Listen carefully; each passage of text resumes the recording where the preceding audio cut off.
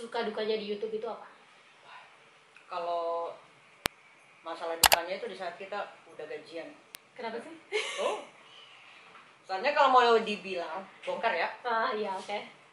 gaji kita ngebabu 2 bulan itu kadang kita cuma bisa 1 bulan doang di YouTube kita bisa dapatkan kayak gitu. Ya pokoknya pendapatan di YouTube lebih sebetulnya. Lebih dari kita ngebabu sebenarnya. Nah kalian bisa lihat.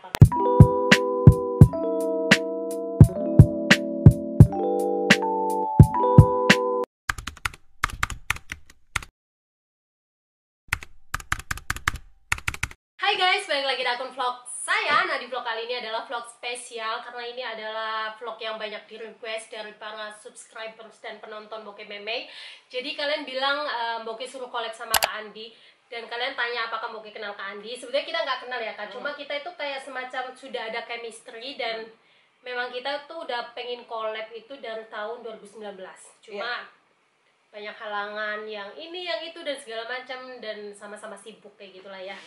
So di video kali ini saya kedatangan saya yang datang ke tempatnya Kak Andi. Jadi Kak Andi ini salah satu YouTuber Hong Kong yang bisa dibilang sangat menginspirasi Bokeh Meme juga. Jadi kenapa awal bikin vlog bukan awal bikin vlog, cuma dulu waktu vlognya belum laku vlogku saya tuh suka nonton vlognya Kak Andi. Sini lagi Kak, coba. Ini temanya adalah Pilotalk ya teman-teman.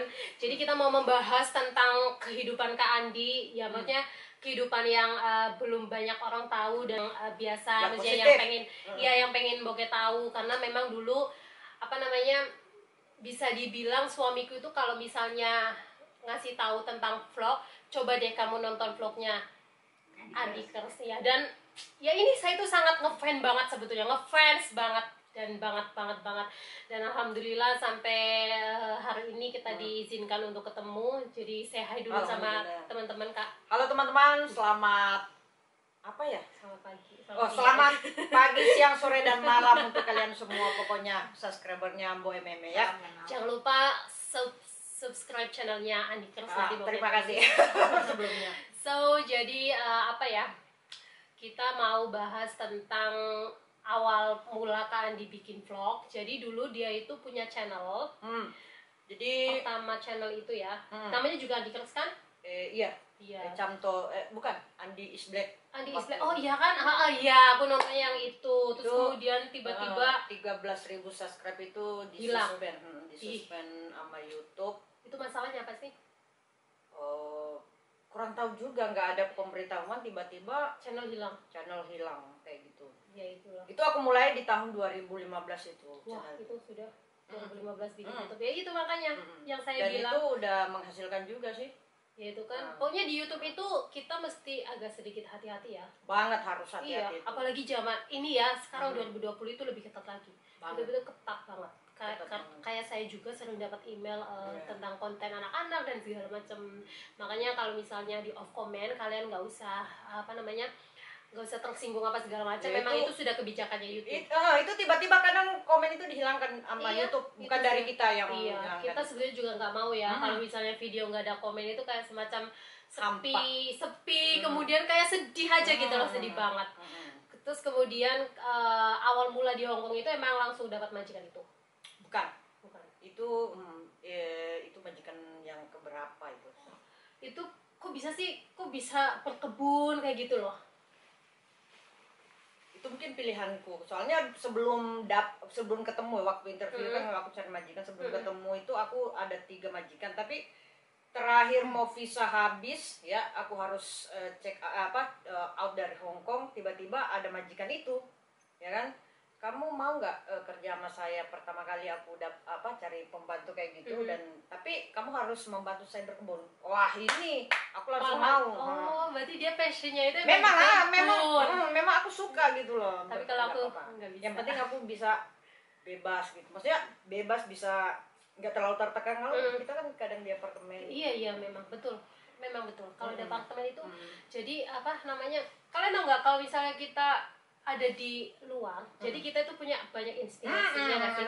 Kalau di apartemen itu kayak Ya Allah, udah di sini keliling sini keliling. Pusing, kadang saya juga Pusing. sampai kepala sakit, betul. Apalagi kalau majikan, kalau Mbok Meme kan majikannya enak lah ya. Iya. Ya, enak banget. Kalau dapat majikan yang Iya. super cerewet dan kadang juga bisa dibilang sosote, aduh tambah stres kita. Iya betul. Makanya waktu itu aku ketemu majikan itu aku langsung mau. Cuma sayangnya, cuma aku bisa menghabiskan 2 kontrak 4 tahun karena nenek harus masuk ke panti jompo. Oh, jadi itu majikannya udah gak mau. Oh, Jadi okay. bukan aku yang nggak mau dan bukan juga majikan yang nggak mau, tapi karena memang nenek harus masuk ke panti jompo waktu itu. Oke, itu adalah apa ya, sesuatu hal yang memang belum saya tahu. Dan saya memang selalu nonton. Jadi suamiku tuh selalu merekomendasikan channelnya dia. Dulu waktu awal-awal saya bikin YouTube itu 2017 dan Kak Adi itu sudah lebih dulu di YouTube. Saya tuh suka nonton dia itu soalnya dia itu apa ya? Sederhana, kemudian cool banget. Kalian tau gak sih, cool, dia tuh nggak banyak ngomong, nggak banyak ini dan itu, enggak, dia tuh cool banget kayak yang cuek aja gitu loh. Terus kerja apa aja juga mau, makanya saya itu salut banget sama dia ya. Dan kemudian saya juga pengen banget ketemu, itu udah lama sebetulnya, pengen banget. Banyak loh teman-temanku yang ngefans sama dia, cuma hari ini dia temanku itu nggak ada waktu karena dia harus ke agent, jadi nggak bisa ikut ke sini. Dan memang aslinya cool, Nak. Iya, dia tuh cool banget sih. Cool banget sumpah dia. Makanya aku kok suka gitu kalau ngeliatnya, itu suka, nggak banyak ngomong, nggak banyak lebay, nggak banyak ini dan itu. Kalau saya kan itu orangnya itu yang wow ramai sekali dan segala macam. Kalau dia tuh nggak, cool banget. Kayak suka dukanya di YouTube itu apa? Kalau masalah dukanya itu di saat kita udah gajian. Kenapa sih? Oh, soalnya kalau mau dibilang bongkar ya, Iya, oke. gaji kita ngebabu 2 bulan itu kadang kita cuma bisa 1 bulan doang di YouTube kita bisa Iya, dapatkan kayak gitu. Ya pokoknya pendapatan di YouTube lebih sebetulnya. Lebih dari kita ngebabu sebenarnya.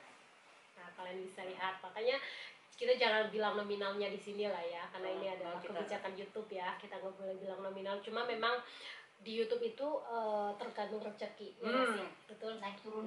Iya betul, naik turun. Kadang kayak saya juga itu kadang naik, kadang sekali jatuh ya jatuh. Jadi itu memang betul-betul sesuatu yang nggak kita rencanakan, ya nggak sih? Kayak penonton itu kan ya tiba-tiba datang, tiba-tiba hilang kayak gitu-gitu kan. Makanya yang penting konsisten. Kalau di YouTube itu yang penting konsisten. Kemudian ya pokoknya kita itu hobi kayak gitu, itu adalah hobi kita, passion kita kayak gitu-gitu. Jadi dulu awal saya bikin YouTube dan awal saya tahu bahwa di Hongkong itu ada konten kreator ini Kak Andi. Makanya tuh saya tuh ngefans banget sama dia, tuh kalem, cool, kemudian nggak banyak gaya, nggak banyak omong dan pokoknya segala macamnya. Kemudian apa ya, bisa dibilang dia salah satu YouTuber yang paling cool di Hongkong. Gitu tahu guys. Dan pokoknya apa ya, saya suka pribadinya dia, nggak banyak omong dan Udah dari sono. bawaan ya, bawaan. Kemudian aslinya mana sih Kak? Kalau aku aslinya orang Sulawesi. Wah, Sulawesi itu jauh banget ya. Sulawesi, orang Bugis. Cuma aku bisa bahasa Jawa. Bisa karena bisa? lingkungan semua orang Jawa, dan itu aku harus dalam hati waktu itu aku harus bisa bahasa Jawa. Oh, berarti di sana juga ada Jawa? Oh, di Sulawesi banyak Jawa. Di Sulawesi banyak orang Jawa, justru yang penjual makanan, bakso apa semua itu segala macam orang Jawa. Oke, baru tahu. Coba suka dukanya jadi TKW. Dulu pertama kali ke Hongkong tahu? Aku pertama jadi babu itu di Arab Saudi. Wah. Aku Dia X loh, X sana hebat loh. Ex Arab Saudi. Berapa tahun? 4 tahun setengah. Jadi aku pertama pas aku lulus sekolah di SMK, ya, sekolah kejuruan di SM, itu aku langsung karena orang tua saya nggak mampu membiayai untuk kuliah. Aku langsung nggak tahu kenapa kok tiba-tiba, wah aku harus pergi dari sini kan.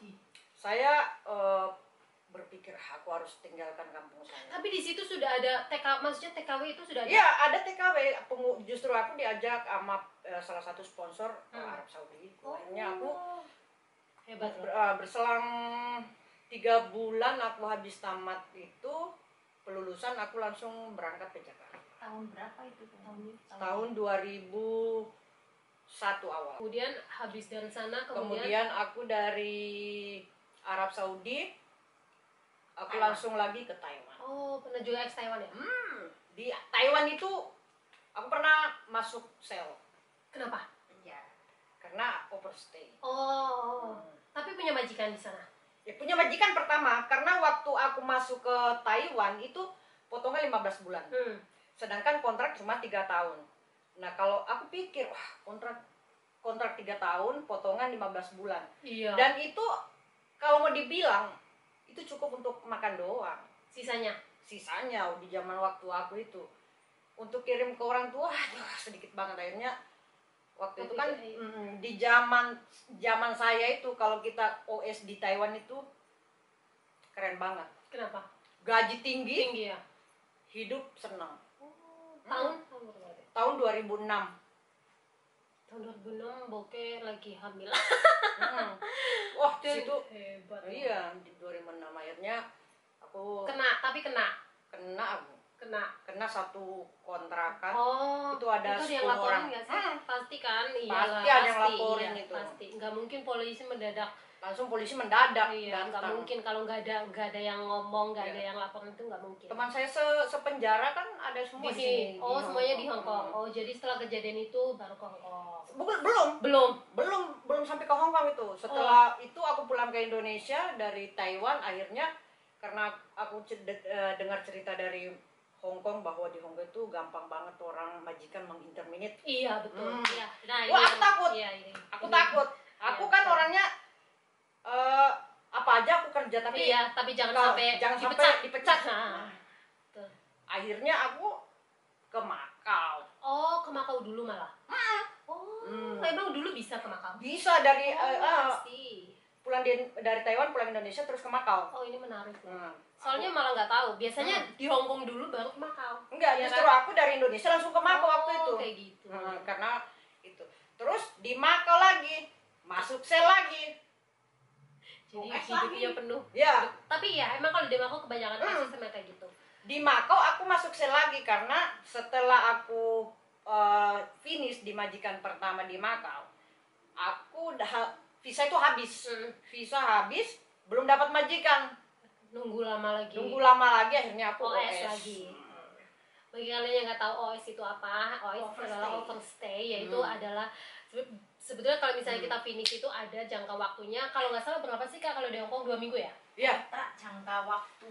Iya, 14 hari. Ya kan 2 minggu. Tapi kalau misalnya kita selama 2 minggu itu kita nggak dapat majikan, nggak dapat job, kita mau nggak mau harus out Hong Kong. Dari Hong Kong. Kalau kita nggak out, kita overstay. Jadi kayak visanya itu visa ilegal kayak gitu-gitu guys. Kemudian setelah berarti tapi kok masih bisa ke sana loh? Dulu belum ceritanya lain lagi. Oke, lain lagi. Ini panjang ya episode. Oke. Jadi setelah itu ada satu tahun kurang, aku ngantar anak nunggu bis untuk ke majikan waktu itu. Di situ polisi langsung datang nangkap, minta KTP, lamkat ibu. Aku nggak ada kan, udah dibawa. Terus kalau di Makau itu gampangnya gini. Kalau di zaman dulu di zaman dulu aku itu, kamu nyampe kantor polisi ditanya kamu udah berapa lama OS? Aku bilang segini. Terus kamu ada uang nggak untuk beli tiket? Ya? Bukan, untuk beli tiket. Kalau kamu ada uang, kamu masuk sel 1 hari 1 malam aja. Tapi kalau kamu nggak ada, kita penjara. Nggak tahu sampai berapa. Jadi aku langsung jawab, aku ada uang untuk beli tiket. Jadi kalau kita bilang ada uang untuk beli tiket, kita dikasih 10 hari jangka. Gitu ya? Kita dikasih 10 hari keringanan untuk membeli tiket, dan waktu itu aku langsung beli tiket pulang. Tapi nggak di blacklist? Di blacklist. Tapi kok masih bisa kesana gitu loh? Udah lama. Ada hampir 8 tahun. Kalau masuk 8 tahunnya berapa tahun sih kalau 5 tahun. Oh, oke. Ini pengetahuan juga dari kalian. Jadi kalau di blacklist 5 tahun. Ada jangka waktunya. Jadi Makau itu adalah sebelahnya Hong Kong. Di sana juga termasuk kota kecil ya, kota kecil, dan di sana itu kayak jajahan Portugis. Di sana itu lebih bebas daripada Hong Kong. Jujur ya, kalau dulu Boke waktu pernah juga kerja di Makau part time 9,5, jadi majikan di sana itu lebih enak daripada majikan di Hong Kong. Betul nggak sih? Iya, di sana itu kayak kita bebas pilihan, kayak kamu mau stay out atau stay in itu ada pilihannya. Cuma masalahnya adalah di gaji. Jadi gajinya itu lebih kecil daripada Hong Kong. Tapi kalau misalnya kebebasan atau segala macam di sana itu lebih bebas sekali. gitu. Ya, tapi ya itu kembali ke diri kita mau kerja di sana atau di Hong Kong gitu. Bisa, tapi perlindungannya untuk masalah TKI Kurang jauh banget dibanding Hong Kong. Iya, jauh banget. Kemudian setelah itu makanya dia OS tapi kok dia masih bisa masuk ke Macau, ternyata udah lama. Ya, udah lama. Jadi kalau 5 tahun secara otomatis blacklistnya itu kebuka kayak gitu. Aku hampir 8 tahun, hampir 9 tahun lah baru aku masuk ke iya, makanya ini menarik loh. Saya nggak tahu sama sekali. Kemudian setelah di Hong Kong, setelah di Macau pulang lagi Indonesia. Pulang lagi Indonesia baru proses Hong Kong. Jadi ini paling lama di Hong Kong, paling lama di Hong Kong. Nah, bagi kalian yang mungkin pada tanya emang enak ya kerja di Hong Kong. Nah, sebetulnya ada satu hal yang sangat kita takutkan ya, yaitu tentang interminute. Ini nggak banyak yang tahu. Jadi kalau misalnya kalian nonton vlog Bokeh Meme atau vlognya Kak Andi tuh kayak semacam kita tuh TKW yang hidupnya enak banget, majikannya baik. Sebetulnya enggak. Di belakang saya itu adalah sekilas, itu cuma sekilas keenakan di sini. Jadi di belakang sana itu ada yang namanya interminute. Itu hal yang paling sangat menakutkan di Hong Kong ya. Kalau negara lain enggak, tapi kalau di Hong Kong itu paling besar kasus itu adalah interminute. Jadi tiba-tiba majikan memecat kita tanpa pengetahuan kita. Itu yang paling kita takutkan, dan aku pun juga takut di situ. Pernah nggak ngalamin itu? Alhamdulillah nggak pernah. Ya? Aku yang selalu memecat majikan. Sama kayak aku. Aku yang selalu memecat majikan. Iya, memang di Hong Kong itu kasusnya paling besar adalah pemecatan ya. Jadi kayak kita kerja baru 1 bulan, lagi masa adaptasi, dan kemudian masa-masa kita itu lagi susah-susahnya nahan tangan apa segala macam, dan kemudian kita tiba-tiba dipecat. Itu hal yang paling menakutkan banget itu. Kasus paling besar di Hong Kong adalah pemecatan atau yang biasa dibilang interminute kayak gitu-gitu sih guys. Jadi mungkin bagi kalian yang melihat vlog kita itu kayaknya wah enak ya jadi TKW ya, apa segala macam, bisa sambil ngevlog apa segala macam. Sebetulnya di behind the scene-nya itu banyak sekali mbak-mbak atau bisa dibilang BMI itu yang sangat tersiksa, ya enggak sih? Ya kan, banyak pokoknya sebetulnya itu ini sebetulnya. Jadi kalau mau dibilang Meme ini majikannya enak banget. Bisa dapat 1001 majikan yang kayak iya gitu. Makanya I want to show up, maksudnya ada loh maksudnya majikan yang sebaik ini tuh ada sebetulnya. Makanya itu saya show up-nya lewat vlog kayak gitu-gitu, dan nggak semuanya punya vlog kan ya. Kalau misalnya kalau misalnya kita nggak show up, kita nggak ngasih tahu kepada dunia kalau majikan kita baik, mereka nggak tahu loh kebaikan apa, dan apa namanya, kebanyakan di sana itu kan yang di share itu tentang keburukan kita, TKW macamnya nggak sih ya. Makanya kita harus punya hal yang positifnya, kayak misalnya kayak kontenku kan emang kontennya itu kayak daily vlog. Kalau Kak Andi itu emang kontennya itu makan. Makanya kalian kalau misalnya pengen menambah nafsu makan jangan lupa untuk nonton vlognya Kak Andi. Dan saya itu ucapkan banyak terima kasih sekali Kak Andi. Dia itu apa namanya, penyambutannya tuh sangat luar biasa loh. Kalau aku pribadi ya tamu memang harus dia tuh masa ya Bokeh tiba-tiba dibeliin apa namanya tumpang tumini dan segala macam. Nah, kalian wajib tonton di vlognya Kak Andi nanti reviewnya gimana. Dan dia itu orang baik. I know she's very good person. Ya gak sih? Saya juga suka sama Kak Trans. Kalau Kak Trans itu dia lagi di sana, dia nggak mau podcast guys. Dia itu lagi kedinginan. Oke, jadi itu saja. Terima kasih Kak Andi. Terima kasih banyak untuk vlog kali ini. Terima kasih sudah mengizinkan Bokeh Meme untuk naik ke atas. Saya ucapkan terima kasih juga untuk makanannya dan segala macamnya, penyambutannya, tempatnya, segala macam. Oke, jadi itu saja untuk vlog kali ini. Jangan lupa untuk selalu like dan subscribe. Jangan lupa juga untuk selalu bagikan video-video kita di aplikasi yang ada di HP kalian. Nantikan video saya selanjutnya. Assalamualaikum. Bye-bye.